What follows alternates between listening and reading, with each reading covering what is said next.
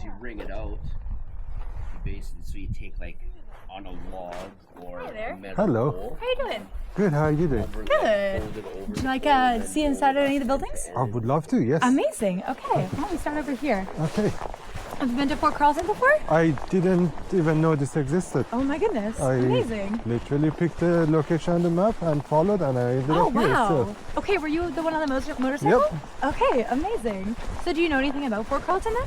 well, I just looked at the visitor information. center? Yeah, that was it. Oh, So, okay, wow. So yeah, this used to be a trading post of the Hudson Bay Company. I'll actually take you into the trade store first. It kind of gives you a better idea of what this place is all about. But yeah, for like hundreds of years, it was known as Pahonanik. So it was like a gathering place for a lot of Indigenous people.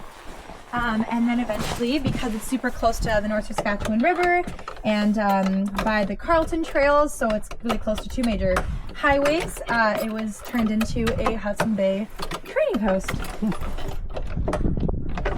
And now it's a historic site where people can come and visit and learn more about the history of the fur trade and all that. So this is our trade store. So a lot of things in here, almost everything in here is replica. A lot of the things that we have back here that are actual historic artifacts are in the visitor center, and you would have seen them.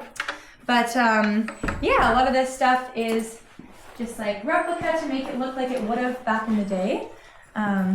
Yeah, so it's mostly like European goods. This is like things that Indigenous hunters of the area would have wanted and traded for to help them survive in the winter.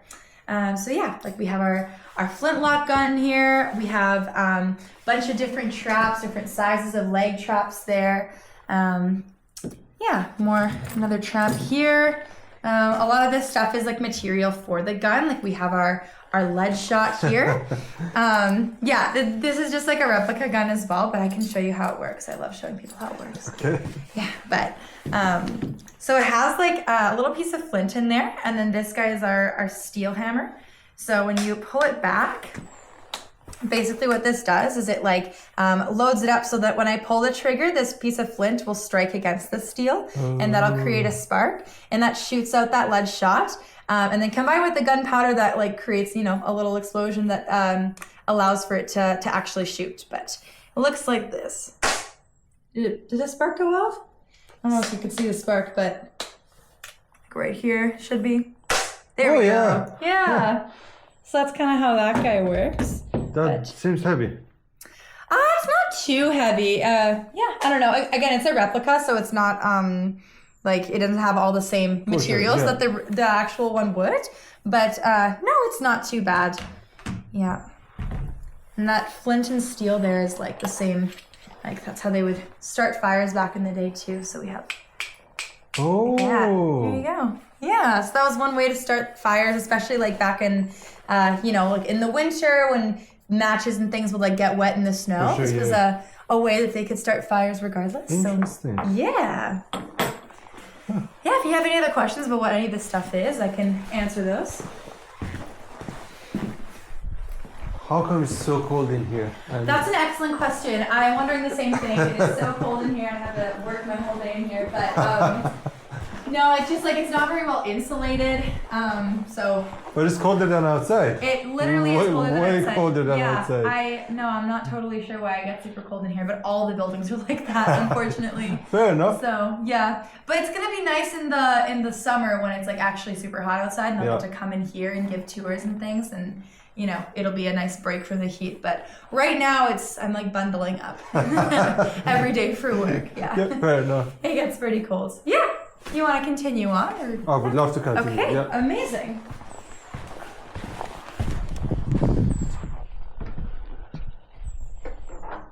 So are you from around the area? I'm from Saskatoon. Oh, okay, yeah, that's where we're based out of as well. So yeah, we make the hike every day, unfortunately. That stretch of the road with construction was a little bit sketchy. Oh yeah? Coming from... Which direction did you come from? I came from Duck Lake. Oh, okay. So you were coming the other way. We come like through Rostern. Oh, okay. So it's the other direction. But That's probably how I'm gonna go back. Okay, yeah. It was not very nice. it's a longer stretch of dirt road, so I will warn you. I don't know how that is on I don't your- mind the dirt road. It was very Just construction? interesting. Yeah, come on in. This is the clerk's quarters, so it's meant to look like where the clerk, so the person who would have worked at the trade store over there, who kept track of everything that was traded and priced everything, made sure people paid off their debts and all that. Is this real? Yeah, they're real bison furs. That's huge. Yes, they're massive. We have tons of bison furs. I mean, that was like the most important animal really that was traded here, because that's where, you know, they would make pemmican out of the bison meat. It's like a beef jerky kind of a thing that would sustain all of the Hudson Bay workers who worked here. And then obviously the fur itself was, used for, could be used for carpets like it is here, or even to make like clothing, blankets, things like that. So the bison was a super important animal as part of the fur trade. Fair enough. Yes. That makes sense. Very simple. No computers, no TV. No, I know, right? I would have lost my mind by now. And somehow colder than the trade store. Yeah, I don't know. Like, I understand it, but I don't think I could have lived here. Yeah, no, well, I mean... The mixture of cold and nothing to do. Nothing to do, yeah, exactly. They have some cards here, a game of checkers, but other than that, there's not much around here. And they would come, like the clerks would start out as apprentices, so they would come over from Europe, Scotland or England, at like 10 to 12 years old, and they would be an apprentice until they were like 19 or 20, and then they would work for the rest of their lives as a clerk. So they basically spent their entire lives here at Fort Carlton. So yeah, I'm with you on that one. I don't think I could spend my entire childhood and my entire career here, but it's okay for this one summer between the university years. But The summers would be nice here. yes, exactly. Oh, hello, little guy. Oh, so many of you. Yeah, there was two pretty big groups that were here just before, but they had some tours earlier on, so they were just making their way through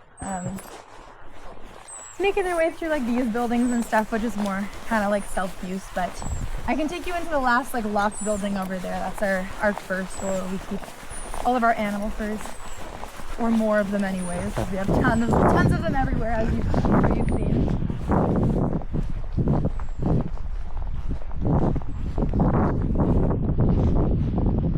So the rest of the buildings that don't exist right now were basically housing more than anything? Yeah, so like they would be used for different things. So there would have been some barracks that were used for housing. But these like cement outlines here would have been where other buildings were. Yeah. We're not exactly sure what they would have been for, but we think that one of them was a warehouse. We think the one, like that smaller one up there. Yeah. This might have been a mess hall, we think. So like okay. kind of like a dining area. And then that one over there, we think was a cellar because it kind of has like a divot in the ground. And because of that, it suggests that it might have been a cellar. But and there was more buildings than that. Like, of course, there would have had to have been barracks for sleeping and things like that. But we're not exactly sure where all those buildings are.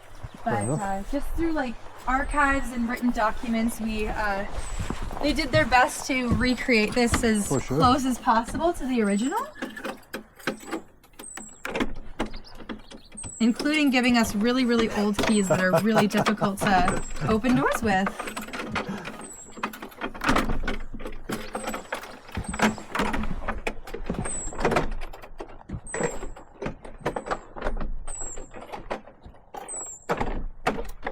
There we go.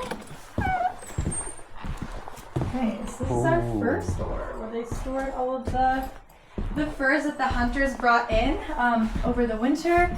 And then, yeah, like I said, in the spring they would come and pay off their debts of anything they brought from anything they bought from the trade store, and they would trade the equivalent of furs in it.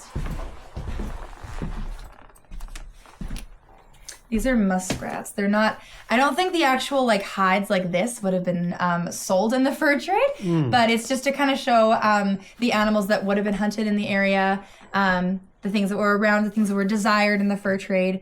But it was more like these actual fur pelts, and that's what was used as actual currency. What is this? Those are castor sacks. So they're part of the beaver. They have this liquid in them called castoreum, and that castoreum had acetylsalic acid in it. So back in the day, it was actually used as like a painkiller, because that acetylsalic acid has medicinal quality. It also, I have one here. It's pretty old, but as you can see, it's fragrant. So it was actually used as like a natural flavoring. So you could find that in like vanilla ice cream back in the day.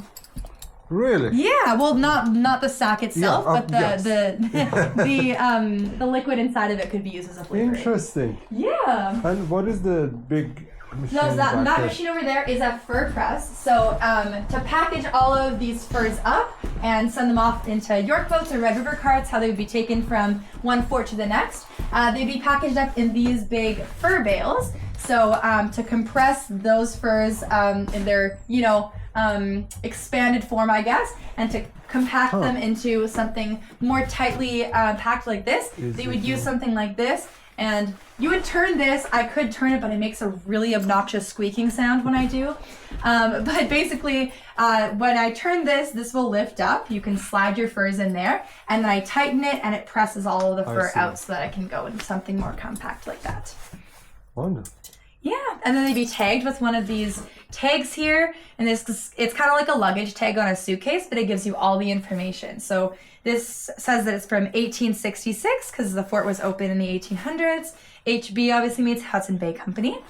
The EC, the E stands for District of Saskatchewan, if you can believe it.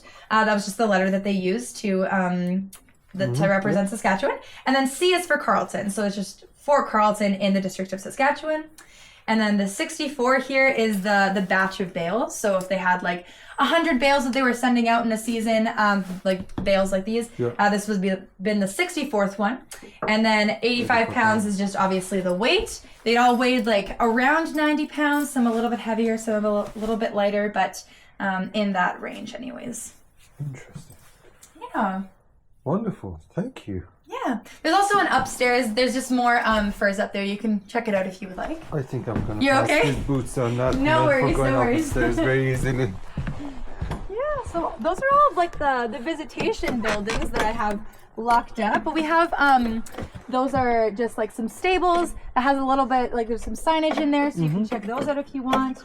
We also have our bastions, so you can go up these white towers here and take a walk around. It's a very nice view of the outer areas, I guess. How do I go up? Just through these white towers. There's just a staircase. On the side? Or? Yeah. Oh yeah, I just a see it. door on the Okay, side there. cool.